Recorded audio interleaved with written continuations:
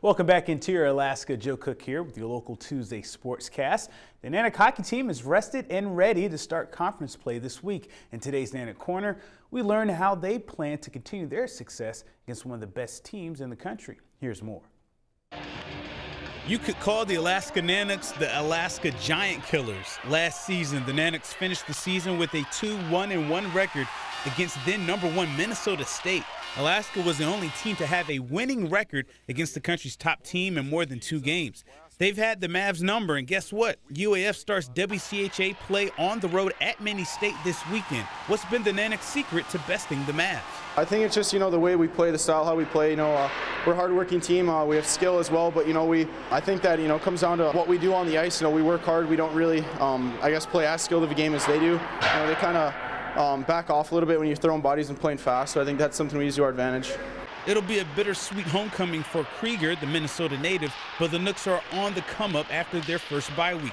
After losing 2 games in the Kendall Hockey Classic, UAF has regrouped and won the Bryce Alaska Gold Rush to bring their record to 500 at 2-2, and they put their 2-game win streak on the line against the Mavs, who lead the conference with a 2-0 record. The guys are pretty excited. The first road trip, sometimes it's a little awestruck, but we hope that we can get everyone focused and ready to play, because we got to bring our A game every weekend if we want to be successful this year. They're a highly skilled team, and I think you got to try and eliminate as much as their transition game as you can, and you definitely got to protect your net. But the smarter you are with the puck and the better you execute with it and have it on your stick, the less chance they're going to have it to score goals. So we've got to be smart and competitive. I think it's a big part of our identity. Our work ethic and our compete need to be there, and I'm looking forward to it.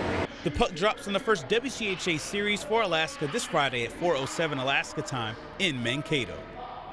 Nanook Corner, brought to you by Sports Medicine Fairbanks. We're about 6 months away from spring and the 2016 soccer season. Some aspiring players got a head start in the last few days thanks to the Beast Mode Soccer Camp. Here's more from Eielson Air Force Base.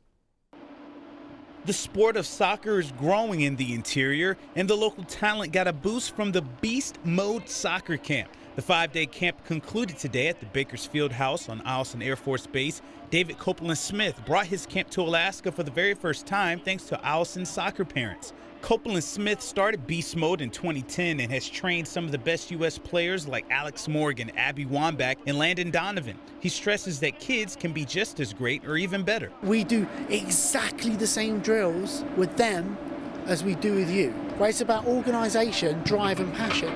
Discipline and commitment equals success, and that's all we're trying to get into these kids is you're as good as something as you want to be. Everyone's going to tell you can't do it. Everyone's going to say, oh, well, that kid's just talented, and it's a lie. There is no talent. It's hard work. High school players all the way down to the young club players were definitely impressed with the camp. It's pretty cool that we get to have, it's kind of like an honor that we get to have him here in Fairbanks to be able to, help us, since he, trained, Alex Morgan and stuff like that. We did a little scrimmaging at the end of the last 2 practices, and playing against the pros, 2 pros, was really nice and fun.